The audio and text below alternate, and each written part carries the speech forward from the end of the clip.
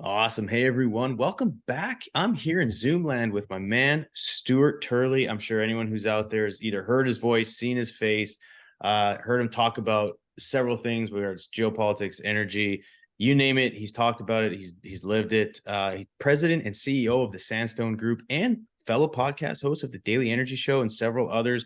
Stu, it's an absolute pleasure. Like I said, you're involved with a lot of different media outlets, a lot of different podcasts, but what all are you doing right now? Because I was clicking around and it just seems like your face pops up just about everywhere. So why don't you share with the group what in a good way? What's keeping you busy, man? What all are you doing right now? Well, first, I want to give you a shout out. Oh my goodness, I have been following you. I love everything you are doing. Oh, thanks. Justin, you are just one of the cool guys out in the energy, and someday I want to grow up to be like you. More I'm humbled to important, hear that, man. Thank you so much. more importantly, I just want to have your hair. You know, Yeah. Well, it's yeah, it's funny. I was talking to someone the other day about it, and I'm 37. So again, I still have several years left, but there's a lot of folks my age that have lost a lot of it. I started going gray when I was like 18, and I always told people I'd rather go gray than bald. And nothing wrong with bald folks. I mean, I got right? there's some studs out there, like including yourself, that a little thin, but man, you wear it well. And so yeah, it's like, why do I wear a hat? And even when I go golfing, most people wear hats. I don't. And the only Yep. reason I'm wearing a hat right now is because I literally I got up, went to the gym, and I've been so slammed this week, and I was catching up, and I didn't have any chance to shower. So I'm still in gym mode since like 5 a.m. this morning, but that's just the world we live in. Fantastic. You know what I mean? Well, So I'll tell you, just as a side note, I have thoroughly enjoyed everything I've got going on right now. Michael Tanner has been a big part of my podcasting career. He is an absolute hoot. As he's a young, hilarious. he is, isn't he? So real quick, and not to cut you Yep. off, but I am. I Cool. when you guys used to do three oil and gas 360, I Yep. loved the because it's actually kind of what got me interested in just consuming more like real-time energy news. Right. And I followed along, and then I forget what happened. Maybe it was COVID or something. I don't know. Anyway, but like for Yeah. a long time, I was an advocate listener, and I actually reached out to Tanner. Yep. And I was like, Mike, I'm like, dude, I would love to have you on my podcast. And I think just he was busy, and then we just never really Right. made it happen.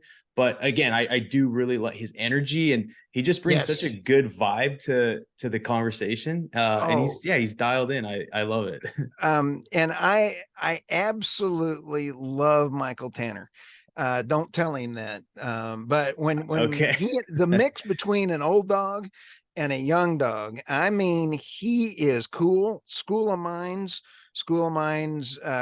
master's degree. The Mm, kid knows his stuff yeah. with oil and gas. He and I helped like PDC get their first oil and gas leases in Colorado using our tool. The Oh, kid wow. is brilliant. And then we also got into the fundraising for oil and gas firms. And so I Okay. would not have a company without Michael Tanner. And so he and I just fit off of each other. And Justin, this Yeah. past week, I get really upset by the offshore wind industry. And Okay. all the dead whales are showing up everywhere, right? I mean, Yeah. and so Michael goes, kill the whales. I don't care. And I'm like, no, you can't kill the whales, Michael. No. So I mean, we just have so much fun picking on each other. Man, that's good. Well, I can appreciate the no filter, right? I mean, he's going to tell you how he feels, and I think there's, Yep. a lot of people are a little shy to do that, but I respect it. You know what I mean? At least you know where you stand Oh yeah. on that. And actually, don't you have on one of your websites an offshore wind turbine on or a turbine on your as Yeah. your header? So that's Yeah. kind of fitting. Well, this brings up a great point, Justin, and that is my belief is to get the lowest kilowatt per hour to everyone on the planet Mm, with the least amount of impact on the environment and sustainable. How do you yeah. define that? You got to use wind, solar, nuclear, oil, gas. You got to Hmm. not print money And that brings up, what the people, we printed so much money with the Porculus bill, the infrastructure or the Inflation Reduction Act and everything Mhm. else. Inflation, you cannot sustain renewable energy trying to attach it to the grid. You Mm. attach it to the grid. And Meredith Angwin, have you ever interviewed Meredith? I have not. No. I'll hook you up. She is a Okay. great lady, and she wrote a book, Shorten the Grid, and Okay. she really talks about the grid. And ERCOT has billions of dollars of incoming lines for the grid, but as soon as you put one wind farm on a grid, you have to buy 180 times. Right now, for the grid load balancing, you have to put 20%. That's just the old standard. Let's say here's your coal fire, here's your nuclear, here's your natural gas, add Okay. 20%. Poof. I went to OSU, Justin. So, I Yeah. could figure out 20%. So when you sit back and kind of go, there it is. Now, as soon as you add, because of the flexibility of renewables, it's 180 times on top of that. So everybody that's saying wind and solar is cheaper, you got to add 180 wind towers for that one wind tower in order to be able to do it, in order to be able to get it in there. So that's why Texas just authorized all those billions to put in nat gas energy. Interesting. No, I didn't know that. And I live and breathe rig count and Yeah. unconventionals activity, but I do try and at least keep an arm's length on what's going on that side. And actually it was interesting because I was looking this morning and I'm so proud of Texas. You're in Dallas, right? Oh, yeah. Yeah, yeah. I mean, I'm just again, I'm a Canadian, but I'm proud to say I'm a Texan now. You're a Looking at Texican. yeah, exactly, right? Yeah. There's a lot of us here now, but looking at I was curious about ERCOT and the grid, so because I look at the dashboard every once in a while, but I hadn't looked at it for a long time. And I Right. was curious what was making up a lot of our energy supply here in Texas, especially during this drought or this heat wave that we've had. Right. All I can say, big shout out to Texas and all the energy producers. Right. Right now, just for reference, we've got, and if this is last updated about 2 minutes ago, we've got solar generating 12.6 gigawatts. We've got wind generating 10.4, hydro power storage has some I didn't even know that's at 447 megawatts. Natural gas. Can you guess on how much we're producing on that front? Not off the top of my head. Shoot. A lot more. We're sitting at 53 Yes. gigawatts, so which is makes up for about 40% of the power generation going on right now, and we have not had blackouts, or at least that I'm aware of, during this entire time. And so I just think that's something to be proud of as a state. I was in Midland Yes. this week. It was 100,000 degrees out. Yeah. But I'm of in course it was Abilene that. right now, and it's hot. Yeah, and it was actually I was in a customer's office, and they're a large publicly traded company. I'm sure you could name a couple. And Right. we were sitting there in the middle of a meeting, and this is the funniest thing. So we're sitting in a meeting, we're about to wrap it up. It was a pretty intense meeting, and Yep. all of a sudden, and it was inside the office building, and so the power went out, or like the lights went off, and so we're like, oh, heat wave! It finally Oh, hit. And so yeah, we're sitting there in the dark. So of course we open the door. It's still pretty dark. We've got our flashlight or our right. phones flashlights, but us, in the drilling world, like you can't just say, oh, we'll just carry on. Like we just kept the meeting going. We had Yep. things lit up, and we had to keep, we had to get to the solution. Yep. And I think a reservoir guy came in. He said, "You guys are still in this meeting. It's been dark for 10 minutes," and we're like, "Yeah, I mean, we gotta we this is important stuff we're talking about. Like we're drilling a Right. well right now." And he's like, "Well, no wonder your wells are all zigzagging all over the place. You guys have meetings in the dark, and it just." If you're in the moment, it was good. It was just good humor.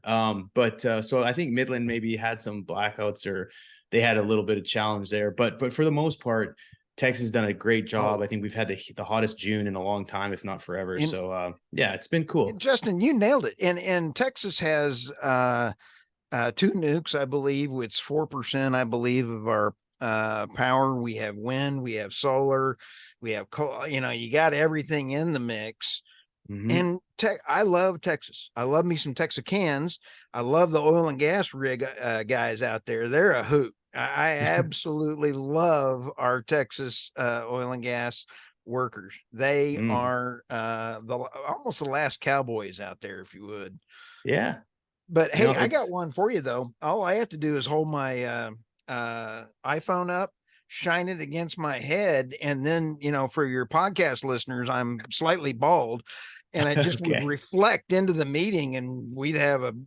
solve the whole problem. Right. We'd have almost like one of those lights that they have at the stadiums just shining down on us. It would light up You'd the have a whole room. suntan. Yeah, exactly. No, but yeah, it's been hot.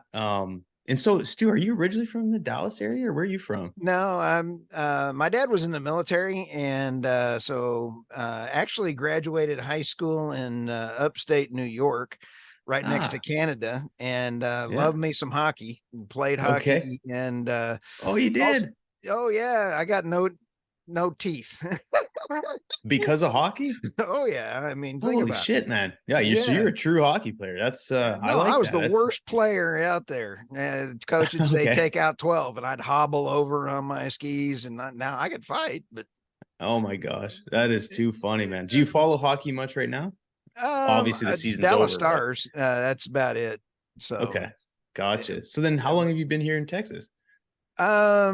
only a couple of years. I actually lived in Oklahoma and covered the US with most of my jobs, either Intel or other. So I'm half Okie, half Texas, and I can barely talk. Well, I can understand you. Don't worry. Well, if I need to use some AI tool to recalibrate your voice, I could do that. But I don't think Okay. I'm going to need to because most people probably, talk to folks like you on a regular basis. So it's no worries there. So I'm curious, Stu. I mean, again, you've been pretty heavy in the media space, Right. reporting on energy news, and have done a fabulous job at it. I mean, Well, has thank that you. always been something? Have you always been in the media space sort of to some degree? No, Because I don't looking at your history, it doesn't look like it. no. I got my start with RFIP in the oil and gas space. We did 1,800 pads for BHP in the intelligent well pad. And Ah, so then we did a bunch for Devon, did a bunch for up in Wyoming for One Oak and all these others. And man, I loved it. You sit there and you bring high speed wireless, you bring all this to the pad, and the company man standing there. If he can get Netflix, it passes. no Go kidding. figure Yeah. that out. That's a good Eh, litmus test. Yeah. Yeah, because his guys got to be able to watch Netflix on the rig, and it's like, Oh yeah. yeah, huh. But you sit back and then all the towers and everything else for Ericsson. Then I got hired over at Intercom. Loved Intercom. Had a great time there, and Yeah. Intercom was the one with the oil and gas investors. So I got to deal with CEOs and investors and everything else, and they had Oil and Gas 360. Mhm. Well, I had a blast with Oil and Gas 360. It was so good that even Reuters was paying to be on it. And so, Wow. you could search, Justin, on oil and gas research. You could just search news, and it would be right up there over Reuters. And then when you would I had it running so well that Michael and I started our podcast there, and we were getting 25,000 views a show Whoa, when you were that's listening good. to it. So since then, we are getting between 20,000 and 60,000 on energynewsbeat.com a day now. Wow. So it's really crazy. I can hit a story and I'll see it light up around the world and that kind of stuff. We're in 85 countries on our podcast right now. And Man, that is so so cool. Good for we're you. not we're not a Mark LaCour. I may be better looking than Mark LaCour, but he is at 1 million already, 1,000,008, I think, on his downloads. Yeah, I And think cumulatively, or maybe just oil and gas this week. But yeah, yeah, no, I mean he's again, that's he's out of the partially park. Yeah, yeah, no, they've done a great job. we're our little group is gonna be 1 million downloads. But if you want to look at impressions, because Justin, we take I just love thought leadership, and that's why I want to grow up to be like you. Oh, Thought Jesus. leadership is important. And we take the podcast, we drop it to our news site, we Mhm. then funnel it out, we transcribe it, we put the whole transcription there. I have my whole team link the stories in there, and then we link it everywhere else, and then we funnel it out to all the socials. And Yeah. Michael and I just got banned on TikTok. You What? can't buy this kind of entertainment. I mean, it's like, How? I was not wearing a Speedo. I swear it was not me dancing You in a weren't doing Speedo. a TikTok challenge and they like eating Tide Pods or something crazy? Oh no, it was we were talking about killing the whales, and renewable energy, Yeah. and That shit TikTok lights did. up on their radar for sure. Oh I yeah, can and imagine. so But you you know got to. what's China wouldn't give a shit anyways, I don't feel No, like. yeah. So I was even teasing Michael, and I said, Weird. so if you want to kill the whales, you're going to be eating. My dad always taught me, you eat what you kill. Oh So if yeah. you're out killing the whales, Michael, you might as well go eat them. So Yeah. maybe Uh-huh. that's what got us kicked off TikTok. But and I've seen a lot worse, man. That's crazy. oh yeah, and so when you sit back and think, censorship is coming around the corner even worse, Justin. Think so? Oh, you have I'm no not idea what's disagreeing. coming. I'm curious to hear more. Well, if you think about it, um, Google is censoring and shutting us down because we had 4 million impressions a month at 360 on our ad system. So I know a little bit about how to get Google out there. We Mm. are having a lot. I can also tell when we're getting shadow banned on things, and Google is not behaving nicely. So Google is not happy with the oil and gas space. So Google is shutting down things for oil and gas search. And if you're not nice to renewables, you will get shut down and squelched. Jeez. It's Yeah, going to that's get worse as people there's an awakening coming with the ESG and the investments, and the awakening coming up that renewable energy is technologically not capable yet of sustaining 100% of a grid. Just not, can't do it. So there, Google and LinkedIn is censoring a bunch. mm. So it's going to get worse as the left folks start realizing they're losing more and more control. When a wolf is in the corner, he starts getting all angry and everything, and he starts chewing. So, So, so you bring up some good points, dude. I'm curious. You mentioned not being nice to renewables. Why would someone not like say on one side of the fence not be nice to renewables? Like why is that well, even happening? I don't care, and that goes back to Justin what I just said. I want everyone in the world to have the lowest cost kilowatt per hour. Hmm. Who has the highest kilowatt per hour in the US? I believe it's California. California. Yeah. And I believe they're around 28 cents a kilowatt hour. I believe Texas is around the 12. Oh, yeah. Well, does this pan out? What about Germany?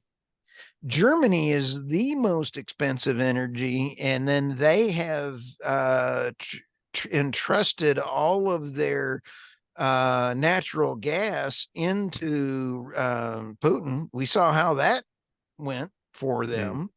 Yeah. And businesses are leaving Europe because of the lack of energy. The lack of Right. energy is ruining the entire economy. So you have the economy, you have everything else coming down. And Justin, it all revolves around there. Now, let me ask this. I'm going to spin this around for you. Yeah. What do you think the Fed can do for inflation in the US? What they can do for inflation to help drive it down. Yeah. Well, You I think they have mean, any controls? I would imagine, I mean, besides messing around with interest rates, Yep. I mean, I think honestly getting better access to everything would Yeah. likely be helpful.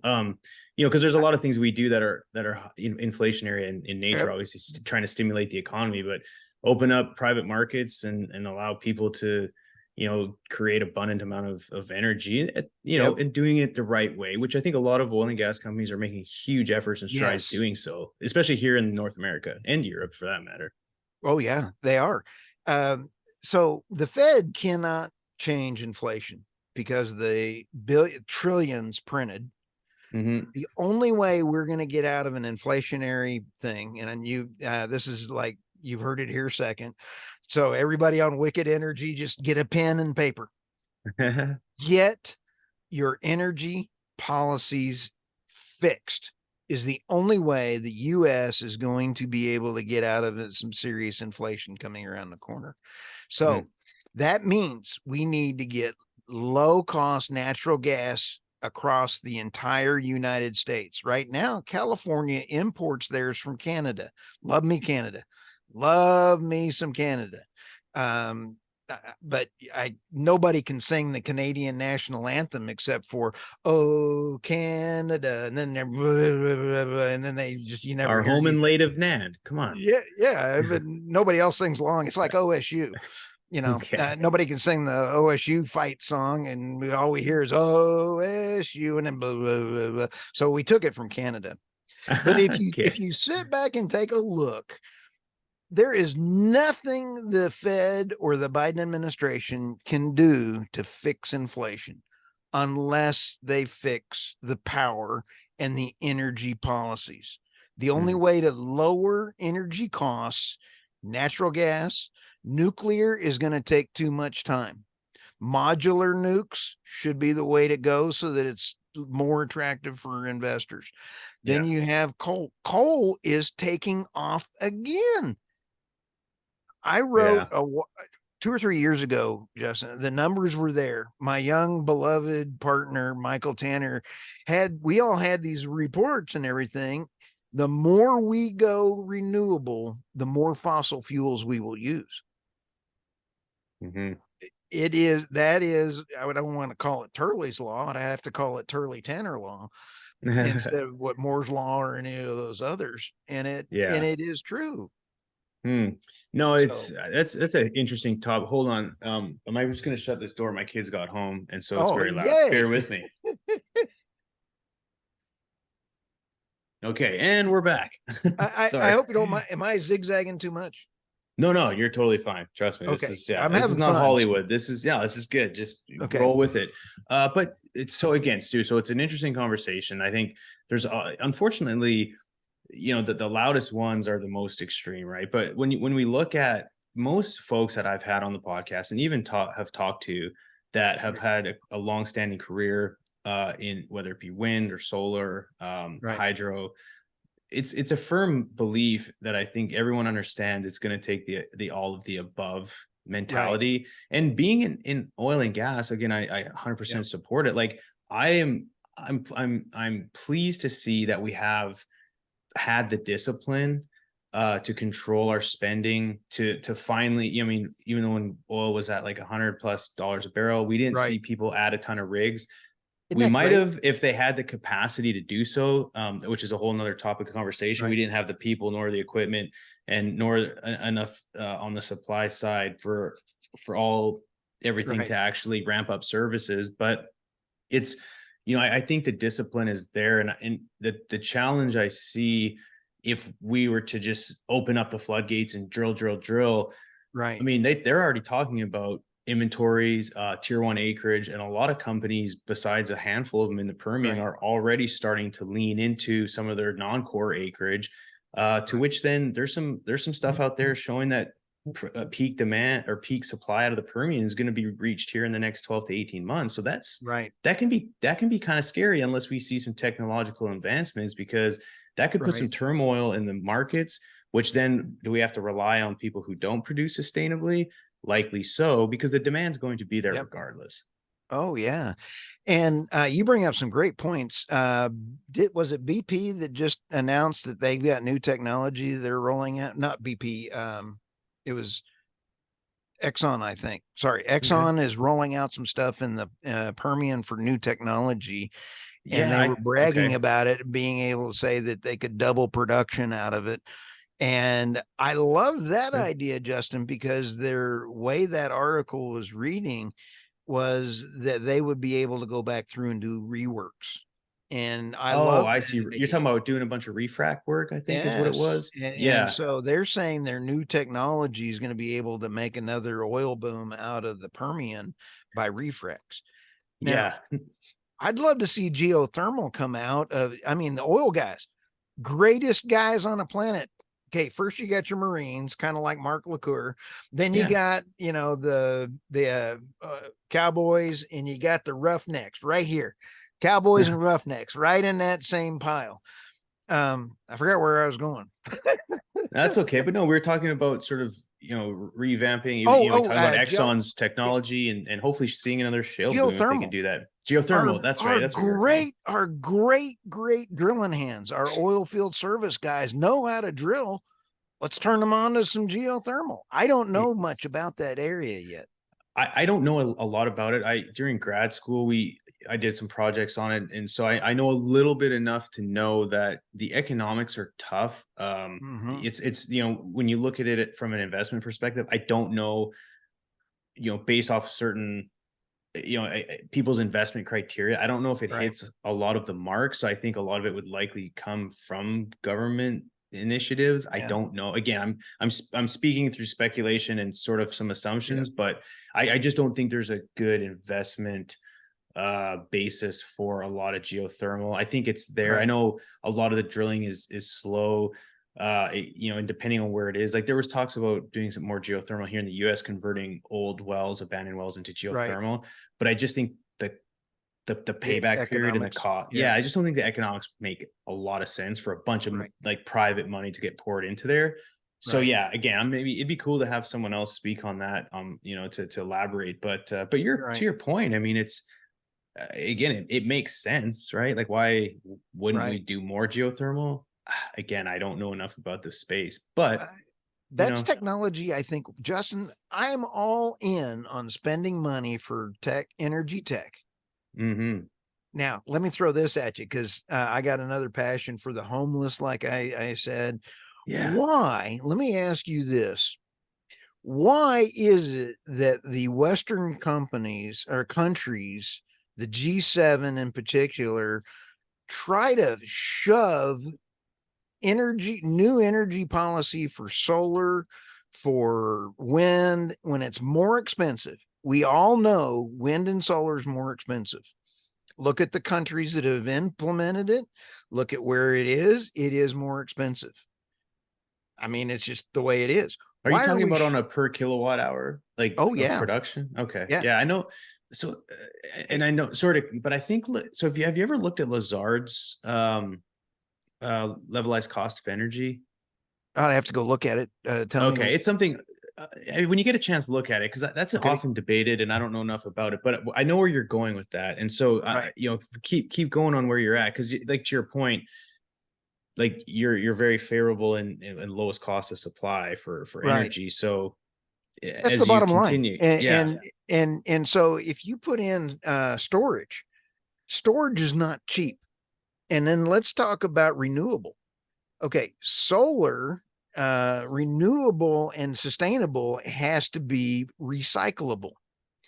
Now, why are we shoving down people's throats in Africa higher? They have lots of natural gas.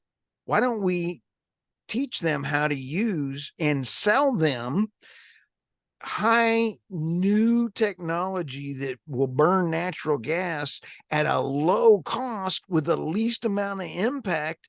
And then let's take a look at Saudi Arabia. Saudi Arabia is using their profits to build big H2O plants. They're building all these others. So they're using their information and their profits so they can go green. That's the way to do it. Fund your stuff, and the consumers are not paying for it. Does that make sense? No, it does. And actually, the African people, this one gets me. The International Monetary Fund will only loan money to countries if it's renewable only.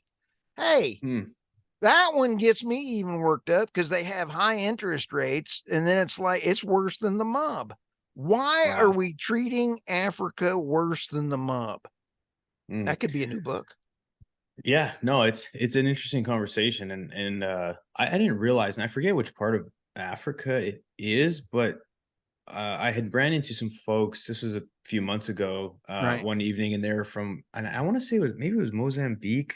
But anyway, they I didn't realize how much natural gas some parts of Africa have, and I think actually have just as much as like just as much reserves as say like at the Marcellus Shale. And I'd have to do some Yes. fact checking, but I do remember I wrote a post on it, which is kind of eye opening. And Yep. again, it's like why not leverage your natural resources? And then talking to the Thank folks, you.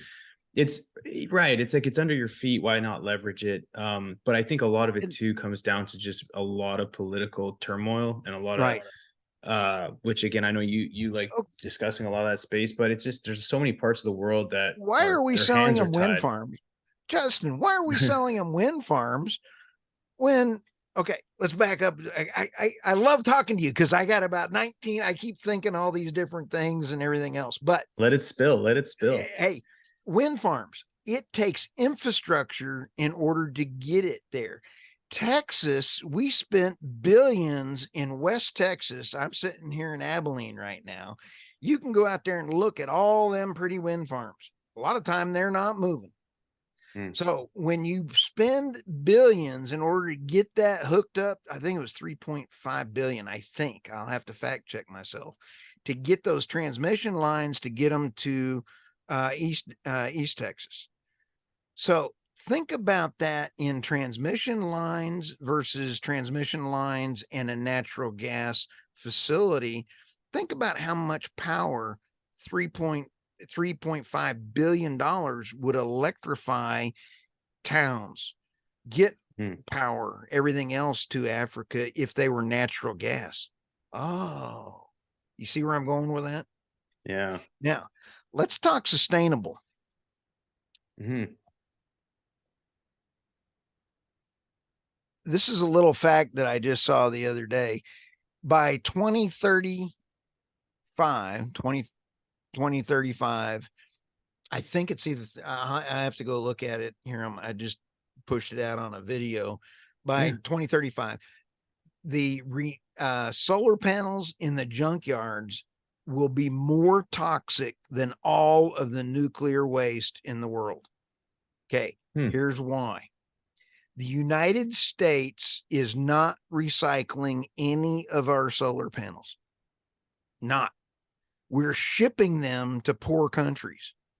And they're going, all of those toxic materials are going into we're ruining other countries by disposing of these renewable energy. Nobody's talking about that. And it drives me nuts. How about the Hmm. wind farms? We've got all these graveyards for those blades, and the lead is leaking out of it. Justin, I've been doing a lot of research on this, No, it's just and okay. everybody says, "Oh, wind farm is going to last 30 years." How long do you think a wind farm is going to last? Man, I think that yeah, the life cycle, from what I understood, was around 30 to 40 years, I thought.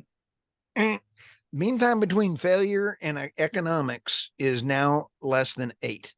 And that's Hmm. all the number.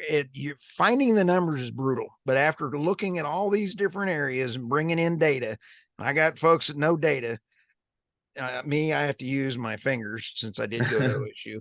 But you take a look at the meantime between failure and how much oil and gas and diesel and steel and cement, those things don't reach carbon net zero until 10 years. So let's take 10 years. So after 10 years, you think you got 20 years of net zero electricity being generated. Hmm. Let's start rolling back into where the tax credits end. They start ending at 8 years. They start ending at 9. They start there. So all of a sudden, the electricity and the maintenance, let's start talking maintenance. The maintenance on these things each wind turbine takes over 80 gallons of oil, and that's why you see so many of them burning up. The maintenance on those bad dogs is expensive. So when does this thing become no longer fiscally responsible? The numbers are showing 8 years. Interesting. Why are we doing this? Now, Justin, Hawaii, I think, is great because they have to import everything that you do. Yeah. Pay the extra to go solar, pay the extra to go wind, but make sure you have a way to recycle these things. Make sure that there is a way. We're polluting the world, and that drives me nuts. Sorry. Yeah. No. But again, I think it's important to note. And one thing that, in talking about this is I just hope that a lot of these challenges that you're presenting to me in the audience, hopefully people are working on resolving those, because the reality is, like, let's say, looking, I was talking about ERCOT earlier, if we were to eliminate solar, wind, and just look at how much natural gas it would take, we would likely be using way more coal, way more natural gas, which the supply natural gas, we're sitting on an abundance of it, but the reality is like, it'd be good to get those problems resolved, to be able to help with maybe some base load power. Because again, I think if we look at it from a holistic perspective, we can't just rely on oil and natural gas. We have to have these other ones in place. So again, but I think these are challenges that exist. And because I don't play in that sandbox every single day, I'm sure someone out there that does is like, but wait, Stu, we've got a solution for that, but it's coming. I mean, those are just the things that I would love to hear more about. But again, I'm kind of pigeonholed in my little bubble with oil and gas. So I'm trying to learn more, because I always think it's the key to I think some wisdom. And Ray Dalio says it best, is you have to be radically open-minded. So I'm optimistic in that a lot of these challenges that you're talking about, open-minded. I like that. Yeah. And it's always important to consider what you don't know rather than what you think you know is true. And so I always try and have that mindset, because the reality is, like, I think people understand it. And yes, energy policy, I think there needs to be a huge overhaul. But at the end of the day, there's finite minerals, there's finite oil, there's finite gas. So we have to figure out a way to use it in the best manner possible. And if that means getting a little bit more supply from wind, solar, whatever, and if they can come and solve these problems, because I mean, think of how many people don't have access to clean running water, let alone electricity. It's going to take it all. You know what I mean? So we all have to work together. And in nuclear is, I think, one of the key things. Wind, solar, we all agree everything needs to happen, but let's do it. And Justin, you are so important to education and discussion. You are phenomenal in what you do, bringing forward topics. I'm sorry, I'm still, you see me stalking you out in your front yard. I'm always wanting to be like you, I want to touch the screen. But you do exactly what we need, and that is share and teach people how to be podcast hosts. You teach them, working with OGGN. Mark LaCour does such a fabulous job working with everybody. Education is probably the only way we're going to get to the next side. And it's 100%. All about education and having your own communication channel so you don't get stifled. Yeah. Well, you mentioned education. It's super, again, it's critical, right? Because ultimately education leads to better decision-making, which hopefully leads to better policy, better voting, all the rest of it. But I'm curious from your perspective on that is, and actually into speaking of that is education. I mean, a lot of people now, back, let's call it 10 years ago, and rightfully so, most people got their news from whether it be Fox, CNN, other news outlets. And again, I don't want to get in the debate of news outlets and which one's better or worse, but the reality is nowadays you've seen a pretty significant shift. I get a lot of my news off of Twitter, which I've tried to find credible folks who, like who speak on the facts, the numbers. And I think a lot more people are leaning in towards people who they trust. Again, think of Joe Right. Rogan. How much influence and how much has he educated folks on health? Oh, And yeah. again, whether you like him or not is it's besides the point. But the way we consume information and then therefore make decisions based off the information that we Right. are consuming, I think, and hopefully is becoming less about headline reading and news and like public Right. news outlets and more towards trusted resources like Substack is podcasts, wonderful. Substack. Yeah, another great Yes. example of that. So to your point, I think, a lot of people's like, oh, I don't want to start a podcast. It's just there's already flooded. But even if you can help educate or influence a few people, I mean, that's a huge win, right? And so I Yeah. don't get too caught up on, again, I applaud you. I don't have near the number of downloads you do, but I have a core group of folks who follow along. And You, I mean, come it's on. good. I'm a peon in the world. I sit on the game on the bench on the game of life compared to you. But Oh, no, no. when we sit back and take a look, education, you're doing it, Mark's doing it. That's the big thing. Let's talk to each other. Hmm. Uh, People that just so, oh, it's 100% renewable drive me nuts, or it's Yeah. 100% oil. Guys, let's Yeah. throw all that stuff on the side. But Yeah. No, it's um, but so Stu, I do want to take a quick pivot here because I'm very okay, curious. You again talk a little bit about Sandstone Group. Share what that is because I've seen it pop up. I've not done a lot of research, but when you go to your LinkedIn, that's right. obviously front and center. So can you talk a little bit about what that is? Oh, you bet. Thanks. And thanks for asking. Sandstone, we're a small startup that Michael and I have been working on, and we've got doctors, we've got medical, we've got oil and gas, and we've done everything from raise money and we've increased patient counts. We've helped support, you know, that, and it all starts with thought leadership. The model Okay. that I really was working on over the years is thought leadership. You drop it to one spot, your website, and then you fan it out. Well, we happen to build such a good machine, it now works on any market. So that Oh, market, when we build a machine, and in 4 months, we brought one group in with investment. That first wave came in 4 months, 17 million brought in, and then it helped build the backbone. And then the other manager came in and he notched it up to about 75 million. hmm. So our machine, though, allows to go across anything else. And so it is, I love helping people. And all of my other employees do one thing, and that is they work all my other stuff so I can be a podcast host. I love it. Okay, so you're talking about you mentioned raising money with current interest rates and that landscape. Has it been really challenging lately, or what does that kind Well, of look it's kind like? of funny you say that. And I love oil and gas investing. It's all about who you find, and not all E&P operators are, not all oil and gas deals are good. That's why Michael Tanner comes into play. And when he looks at some of the deals, he can see the offset wells.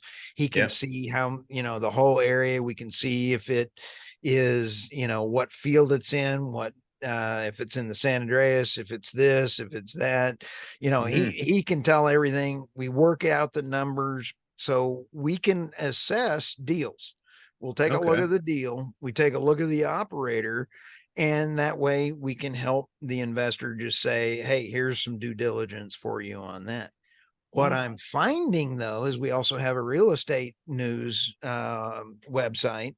Same thing. We're spinning up our podcast for real estate, nice. and people are bailing out of real estate because of, let's take San Francisco.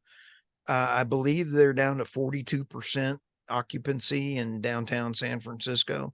People Jeez. are leaving. The millennials are leaving California. And so people are looking at getting out of real estate. Well, you can 1031 exchange Hmm. into real estate, and from real estate into oil and gas. Having oil and gas and through royalties, and then you can then put it into the other E&P funds. there's a way to then all of a sudden have that reoccurring revenue without having the doors and the toilets. Yeah. You just get the regular check coming in. So Wow. that's what Sandstone is. We take in, I guess the only way to really articulate it doesn't matter about what industry we support. We have to understand the business. We have to understand business integrations. We just got blood labs so they can order it on either a WordPress site or a Shopify site, and that goes from the order there to the blood lab internal system, and then to the blood lab, and they can go to anybody can order it online, and then they go to any of the 4,000 locations for their blood lab. All that was being integrated in. That's data integration. Wow, that's Did fascinating. that So answer?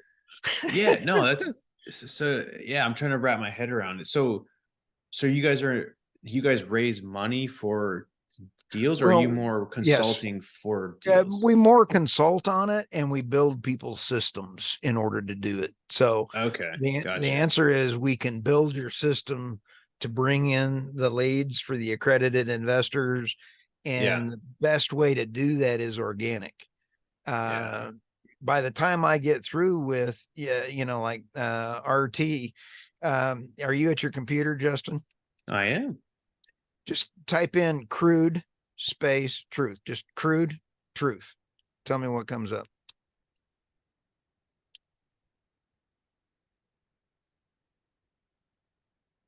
The Crude Truth Home. So your Podcast. website. Yeah. That would be RT or Ray Ray Trevino. Trevino. Yes. We built his website. We help him with his podcast materials. He's also using another organization for on site, but we work with them.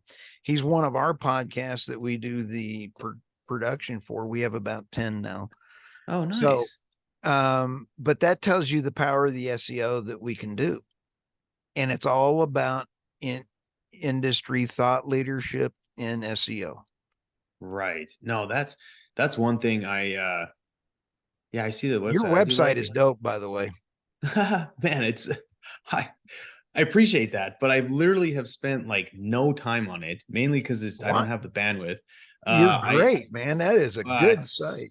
it's pretty. I mean, again, I appreciate that. But I do like, and eventually, I don't know the SEO stuff and all that, and I've tried to just play around with it. But again, once I turn this thing into a real business one day, maybe I'll spend some money on ramping that part of it up, because I The know there's so much potential there. the But I just downside is you're using Squarespace. okay. See, Squarespace I don't know. is yeah, Squarespace does the quote unquote the SEO automatic. That it doesn't do a very good job. But Yeah, that's for the plug and play guy like me, right? Yeah, I'm right. sure. So yeah, maybe But we it can. looks dope. Thanks, man. Yeah, I feel like I have a decent eye for graphically appealing stuff. So but yeah, that's a conversation we can maybe have offline. And whether, again, I didn't, there's a lot of potential there. It's just, it's me, myself, and I edit my own podcast. I do everything myself. So You do a yeah. great job. Thanks, man. It takes a lot of time, but I don't know, maybe I'm a control freak. I don't know. But man, Stu, this has been a fascinating conversation. We're coming up close to the hour. What else has got you excited? I mean, it's summer now. We're Well, going into election year. I mean, what do you think is going to happen next year, man? Like that's a whole nother um, can of worms but to open up. But it's a huge one. And Justin, I want to extend the offer to come out on my podcast next month or the month after or something. I just truly enjoyed this conversation and would yeah. love to help support you and the Wicked Energy any way that I can, as well as have you on my podcast as well. But Oh, I'm always down to get on the mic with you, buddy.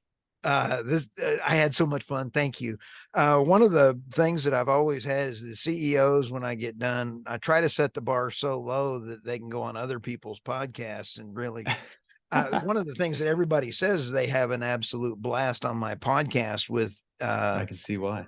CEOs, and we want to get the knowledge, we want to get their company information and their knowledge out.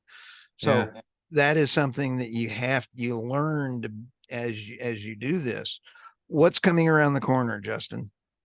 Yeah. How would you do the elevator pitch and kind of where you see things going, and maybe some sort of projections for call it US oil and Um, gas or energy? Oil and gas. I had some numbers for a long time. I gave up. When you sit back and take a look at what is going on between sanctions don't work. The Biden administration has weaponized the dollar. Mm, You have China and BRICS now coming out. There, it's going to be a whole new monetary system. You yeah. have Russia and China and India are selling well below the $60 price and have been. They're trading in yuan and rubles. They are now, the petrodollar is in jeopardy of going away. Will it go away totally? No. What Mm, will it do? Will somebody want to actually buy the US debt? No. So the US has sanctioned and weaponized the dollar. The dollar in years will actually be lose. Take a look at what happened to the British pound, right? Same thing. They weaponized it and people went. So yeah. you now have new relationships between Iran, Iraq, Saudi Arabia, and Venezuela, and two others, and they are all now trading outside of the petrodollar. So it is happening faster than I thought. What is this going to do to OPEC and pricing? I am Mm. scratching what little hair I have left trying to figure that out, Justin. Okay. And part of that problem is it's all about I love Canadians. I love Canada. And I can't believe Biden killed the Keystone. We Mm, need those rich, heavy oil sand from Canada brought down in, and we would not need to import oil from Venezuela or anything else. Let me just say this other thing is, why are we destroying the rainforest for oil for California? We're no, not. China is. no, It's because they won't use U.S. resources and save. Anyway, sorry. So no, no. This is there's good. more coming around the corner, and it's not good for Americans and American oil pricing because of the administration's weaponization of the monetary dollar. Does that make sense? It does. So what Buckle what up. what can the listener? What are some key actionable takeaways that the listeners can do to help? Educate and learn.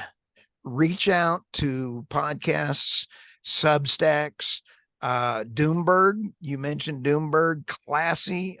David Blackman. He's his Substack. He is a cool cat. Hmm. I mean, he is very knowledgeable. Reach out to industry experts, both in renewable, both in solar. Here's my opinion is pick your investments wisely. Yeah. um, and then start looking at possible tougher times coming around the corner next year. Am I Yeah. going to put a number on it? I can't. Do I think Sure. we're in for tough times? Absolutely. If you're in real estate, think about getting out.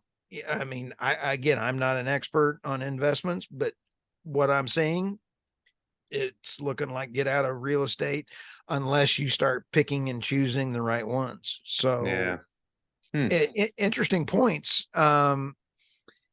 There are investors that don't want to invest in blue states in real estate, and I'm like, Uh, because of why? Well, think about it. New York is banning natural gas for stoves and cooking, and now New York City is banning wood. Why would you yeah. want to have a restaurant in New York City when they're going to ban wood and you're a pizza shop and you got to have a wood fired pizza? Yeah.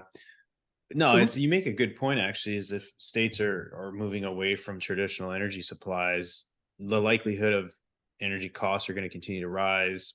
in an already existing high cost of Right. living areas. So it makes sense. I mean, Yep. we invest in real estate quite a bit here in Houston, Isn't that and it's great? done very, very well. And we're quite bullish on Houston. I mean, Texas in general. Austin is Absolutely. kind of crazy, but Houston seems to still be doing fairly well. And again, I'm no expert in real estate. It's more my wife's Right. sandbox, but nonetheless, I think you're right. It's yeah. No one really ever knows what's going to happen, but educate and learn and try and make a calculated decision, and try not to draw conclusions based off headlines, No, because that can often lead you astray. trust no one. Yeah. Absolutely. I don't, I used to be a Republican. Um, Real quickly, I know we're out of time, but No, it's okay. years ago, I used to work with legislature in Oklahoma, wrote legislation that helped fund millions and millions of dollars worth of servers Oh and wow. everything else. Now, you could not tell the difference. Love your hair, dude. There Absolutely love your it is. for I'll our just leave it podcast now. listeners. I'm a Justin wannabe. I'm gonna Oh, try to there grow that tonight. it So when you is. sit back and you take a look at the old politicians, you could not tell a Democrat from a Republican. They had back then, and it wasn't that long ago, they cared about the people. It was Mm. about the people. We'd have great talks. Republican, Democrat, you came in, yay, this is good legislation. I don't want to vote with anybody anymore. I don't like politicians, Mm. Republican or Democrat. I'm more like Cat on Gutfeld. What, an independent now? Okay. Yeah, sure. I mean, I get it. It's It's just disgusting. a very similar response. And hopefully we can move our way out of our current Absolutely. Let's the all way we talk. handle politics, and then, especially when you look at, and last thing I'll say is, it's unfortunate to see you'll likely have two people running that I don't think either one are good for the country.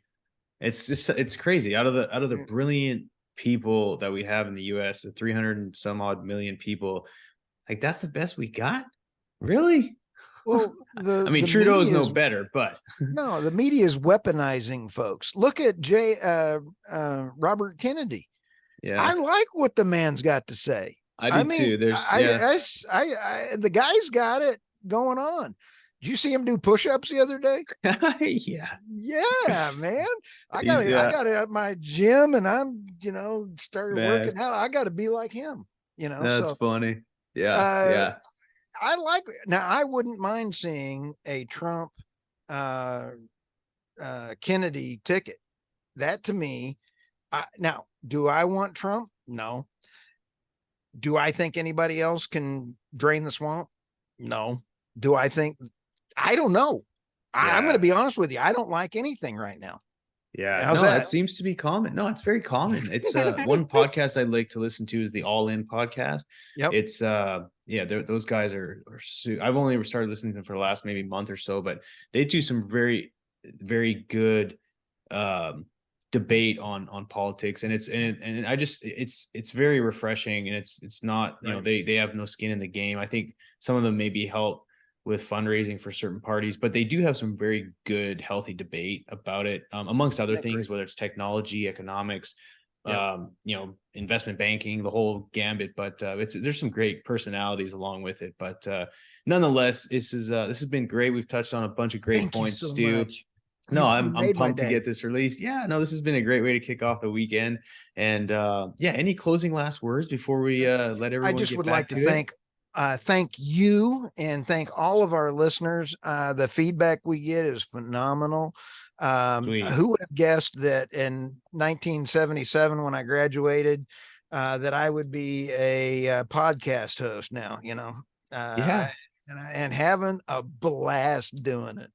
Well, I commend you, man. It's always, regardless of where you're at in life, is doing something new, learning new things, Yep. jumping into things that feel a little uncomfortable. I think it's amazing, man. So that's like they always say, there's no old dogs as long as they keep learning new tricks, right? I feel sorry for my wife. Mentally, I'm 12. That's good, man. I love it. Well, all the listeners appreciate everything. I'll do the spiel, share, review, like.